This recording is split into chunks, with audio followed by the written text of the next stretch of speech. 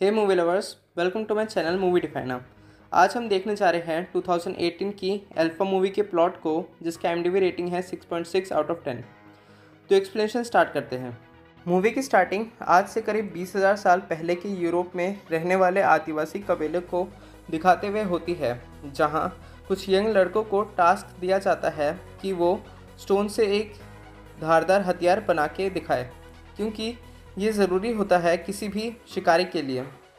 जब time and होता है तो उनके हथियारों को चेक किया जाता है। कुछ बच्चे उस टेस्ट को फेल कर जाते हैं क्योंकि वो ढंग से शार्प हथियार नहीं बना पाते, लेकिन उनमें से 2 लड़के इस काम को अच्छे से कर लेते हैं और पास कर जाते हैं उस टेस्ट को। उनमें से एक वहाँ के मुखिया का बेटा भी होता है, जो अब अपने फादर के साथ शिकार पर जाएगा। अगली सुबह वो लोग शिकार के लिए निकलने वाले थे, लेकिन रात के वक्त केडा, जो कि मुखिया का बेटा है, उसकी मॉम उसके लिए परेशान होती है। वो कहती है, मुझे डर है कहीं मैं केडा को खो ना दूँ। उसके फादर, जो कि मुखिया भी है, वो उसकी मॉम को समझाते हैं कि वो इतना भी कमज़ोर नहीं है और ये सही वक्त है जो वो खुद को साबित कर सकता है। अगले दिन सभी सर्दियों के लिए खाना इकट्ठा करने के लिए सभी शिकारी शिकार के लिए जाने वाले थे। जाने से पहले वो लोग अपने फैमिली वालों को विदाई देते हैं। यहाँ केडा भी अपनी मॉम को गले लगाता है। फिर वो सभी मिशन पर निकल पड़ते हैं। उनका मिशन है सर्दियों के लिए खाना इकट्ठा करना, वरना सभी भूखे मर जाएंगे। वहाँ पे उनके चलते चलते रात हो जाती है। यहाँ हम उन दोनों नए लड़कों को भी साथ देख सकते हैं, जिसमें केडा और वो लड़का भी है जिसने उसके साथ ढंग का धारदार हथियार बनाया था। यहाँ चलते चलते रात हो जाती है। रात में केडा के फादर उसे आग चलाने का टास्क देते हैं। वो उसे सिखा रहे होते हैं, लेकिन केडा पेशेंस लूज़ कर जाता है और जब उससे नहीं होता तो वो गिव अप कर देता है। यहाँ उसे उसके फादर एक इम्पॉर्टेंट लेसन समझाते हैं उसे कि लाइफ में कभी हार मत मानो और सरवाइव करने के लिए संयम ज़रूरी होता है। यहाँ दूसरी सुबह वो अपने सफ़र पर आगे बढ़ते हैं। वहाँ हमें एक और कबीले के लोग भी दिखाए जाते हैं, जो कि इनके साथ मिलकर आगे शिकार पर निकल जाते हैं। यहाँ पर हमें पत्थर से बने स्ट्रक्चर भी दिखाए जाते हैं, जिन पर निशान बने होते हैं। केडा के फादर उसे बताते हैं कि ये उनके पूर्वज ने बनाए हैं, जिसकी मदद से एक मुखिया उन्हें सही रास्ता दिखाता है। वो लोग अपने रात के खाने के लिए एक जंगली शूकर का शिकार करते हैं, जिसमें कबीले के लोग उसे शूकर को पकड़ लेते हैं। लेकिन केडा के फादर, जो कि मुखिया है, वो कहते हैं कि इससे केडा मारेगा। वो उसे स्ट्रॉन्ग बनाने के लिए ऐसा करना चाहते थे, लेकिन केडा उसे मार नहीं पाता। ये उसकी सॉफ्टनेस को दिखाता है। उसके फादर उसे समझाने की कोशिश करते हैं कि ये वो लोग ज़िंदा रहने के लिए ऐसा करते हैं, लेकिन केडा कहता है, मुझे माफ़ कर दीजिए। तो उसके फादर की उस शूकर को मार देते हैं। वो केडा से थोड़ा निराश भी होते हैं। वो कहते हैं कि बस ताकतवर ही ज़िंदा रह सकता है। रात में इनके साथ एक भयानक इंसिडेंट हो जाता है। वो जब रात को अपने खाना खा रहे होते हैं तो उन पर एक जंगली टाइगर का हमला हो जाता है और वो जो नया लड़का केडा के साथ आता है, वो उसे उठाकर अपने साथ ले जाता है और मार देता है। अगली सुबह उसकी याद में वो लोग कुछ पत्थरों को इकट्ठा कर आत्मा की शांति के लिए प्रे करते हैं, अपनी रस्म निभाते हैं और वहाँ से आगे बढ़ जाते हैं। अगली रात वो गुफा में पहुँचते हैं, जहाँ वो लोग अपने हाथ पर कुछ निशानों को गुंदवाते हैं, जो उन्हें दिन के टाइम और रात के टाइम रास्ता दिखाएंगे घर तक पहुंचाने के लिए। केडा के फादर स्टार्स की मदद से रास्ता दिखाना भी सिखाते हैं केडा को। वहीं पर कुछ उल्फ हाउल कर रहे होते हैं। केडा के फादर एक उल्फ की तरफ इशारा करते हुए बताते हैं कि यही अल्फा है, उसका मुखिया। वो बताता है कि कोई भी पैदाइशी अल्फा नहीं होता, एक अल्फा की ताकत उसके अंदर होती है। अगली सुबह हो जाती है और वो लोग फाइनली उस डेस्टिनेशन पर पहुंच जाते हैं, जहां उन्हें अपना शिकार करना है सर्दियों के लिए। वहां बहुत बड़ा एक बाइसन का झुंड होता है। वो लोग उसके करीब पहुंच जाते हैं और उन पर हमला कर देते हैं। वो बाइसन एक चट्टान के किनारे पर थे। ये लोग उन्हें डराकर चट्टान के एज की तरफ भागने पर मजबूर कर देते हैं और एक एक करके बाइसन चट्टान से गिरने लगते हैं। लेकिन इस बीच उनके साथ एक हादसा हो जाता है। उनमें से एक बाइसन केरा पर हमला कर देता है और उसे चट्टान से नीचे गिरा देता है। उसके फादर एक भाला मारकर उस बाइसन को रोकने की कोशिश करते हैं पर उसे रोक नहीं पाते। यहाँ केडा चट्टान से गिरते वक्त कुछ पत्थरों में टकराते हुए वहीं चट्टान के बीच एक जगह अटक जाता है। उसके फादर उसे बचाने के लिए नीचे उतरने की कोशिश करते हैं, लेकिन उसके साथी उसे रोक लेते हैं। वो कहते हैं कि उसका बेटा नहीं रहा। वो कहते हैं वो मुखिया है, कबीले की हिफाजत करना उसका फ़र्ज़ है। फिर वो लोग बाइसन को, जो कि मर चुके होते हैं, कलेक्ट करने के लिए पहाड़ी से नीचे उतर जाते हैं। लेकिन केडा के फादर वहीं रात तक पुकारते रहते हैं केडा को, लेकिन केडा कोई रिस्पॉन्स नहीं करता। तो उनका एक साथी मुखिया को समझाता है कि वो नहीं बचेगा, वो सब ऊपर वाले पर छोड़ दे। अगली सुबह जब केडा कोई रिस्पॉन्स नहीं करता, मुखिया अपने टूटे दिल से अपने बेटे की आत्मा की शांति के लिए पत्थरों को सजाकर रस्म को निभाता है और वहाँ से सारे निकल जाते हैं। यहाँ गिद्ध मंडराने लगते हैं और एक गिद्ध आकर केडा को खाने लगता है, लेकिन तभी उसकी आँख खुल जाती है और वो उसे मारकर फेंक देता है। यहाँ वो देखता है कि वो एक खड़ी चट्टान पर फंसा हुआ है। वो अपने फादर को पुकारता है, लेकिन कोई रिस्पॉन्स ना आने पर वो अकेले ही चट्टान से उतरने की कोशिश करने लगता है, लेकिन ये काफ़ी डिफ़िकल्ट होता है। वो एक जगह फंस जाता है और उसे कोई रास्ता नहीं मिल रहा होता कि तभी ज़ोरों से बारिश होने लगती है और उसके नीचे खाई में पानी भरने लगता है। और जब उसे लगता है कि पानी काफ़ी हद तक भर चुका है, तो वो एक डिसीजन लेता है जो कोई ज़िंदा दिल वाला इंसान ही ले सकता है। वो उतनी हाइट से उस पानी में कूद जाता है।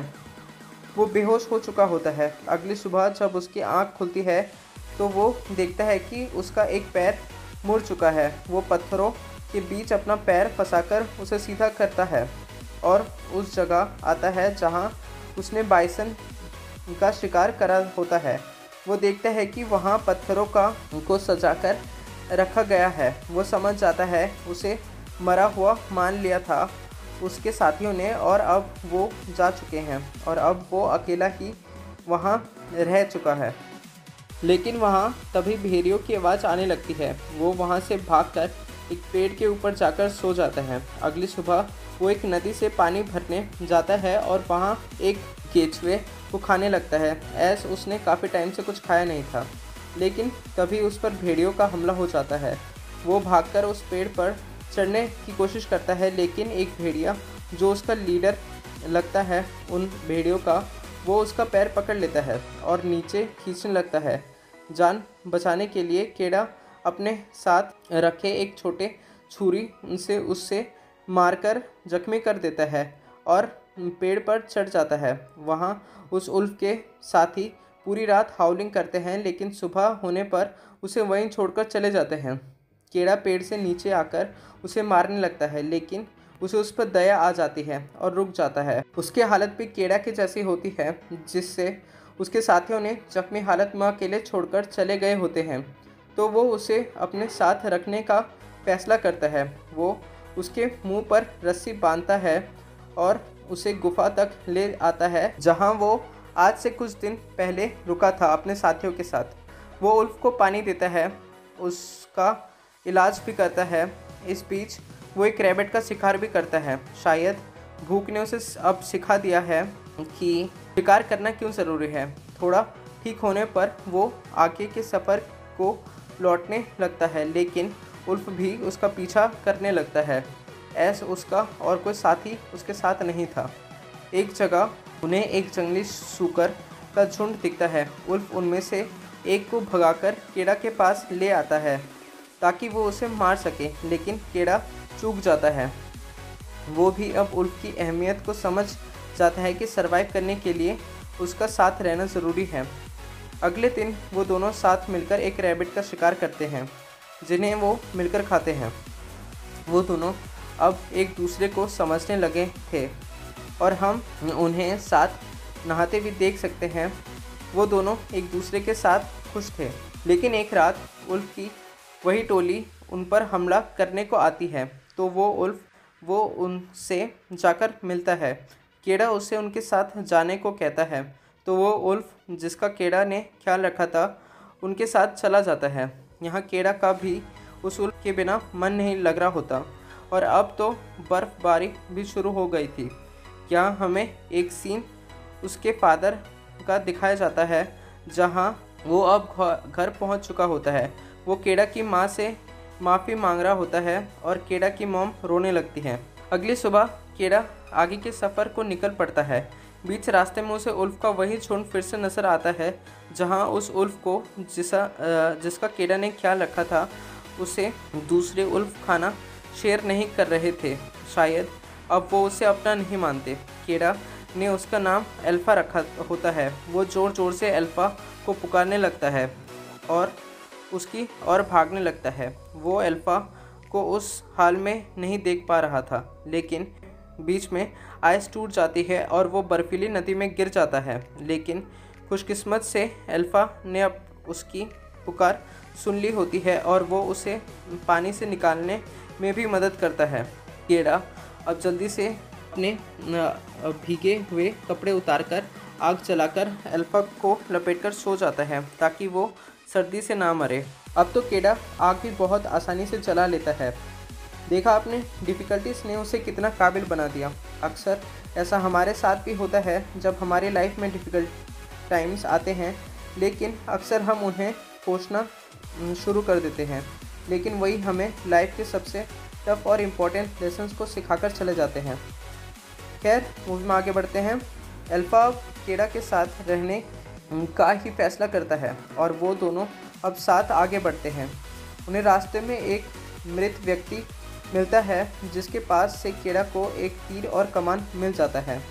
वहाँ से आगे बढ़ते वक्त उनके पीछे हाइनास का एक झुंड पड़ जाता है। वो बर्फीले तूफान की मदद से एक छोटे से गुफा में आकर छुप जाते हैं, लेकिन उस गुफा में एक टाइगर पहले से था, जो कि केड़े पर हमला कर देता है। लेकिन अल्फ़ा बीच में आकर उस टाइगर से लड़ने लगता है अपने दोस्त को बचाने के लिए। केड़ा पहले तो घबरा जाता है, लेकिन अल्फ़ा को बचाने के लिए खुद को शांत करके उस टाइगर पर तीर मार देता है और टाइगर को मार देता है। अल्फ़ा जख्मी हो गया था, लेकिन वो थोड़ा सा आराम करके फिर से आगे बढ़ते हैं। केड़ा को आखिर वो निशान मिल जाता है जो उसके पिता ने जाते वक्त उसे दिखाया था। अब मंजिल दूर नहीं, लेकिन उसकी हालत भी ठीक नहीं है। सर्दी उन्हें हरा पाएगी या वो मुश्किलों को हराकर अपने मंजिल तक पहुंच पाएंगे। कीड़ा खून की उल्टी करने लगता है। थोड़ी देर में अल्फ़ा भी गिर जाता है। वहाँ पर शायद आगे बढ़ने की जान नहीं है उसमें, और उस टाइगर से लड़कर भी वो काफ़ी जख्मी हुआ था। लेकिन कीड़ा अपने दोस्त को गोद में उठा लेता है। उसने उसकी जान बचाई थी। वो उसे वादा करता है कि वो उन्हें कुछ नहीं होगा और वो अपने घर तक ज़रूर पहुंचेंगे। वो उसे उठाकर काफ़ी आगे तक बढ़ता है, लेकिन थक कर ज़मीन पर लेट जाता है। ऐसा लगता है कि मुसीबतें बाजी मार जाएंगे, लेकिन तभी उसे विजन दिखता है जिसमें उसके फादर उसकी मॉम को बता रहे होते हैं कि कीड़ा अपनी समझ से भी ज़्यादा ताकतवर है। ये सोचकर कीड़ा में भी हिम्मत आती है और वो अल्फ़ा को उठाकर आगे बढ़ने लगता है और आखिरकार अपने मंजिल अपने घर तक पहुंच ही जाता है।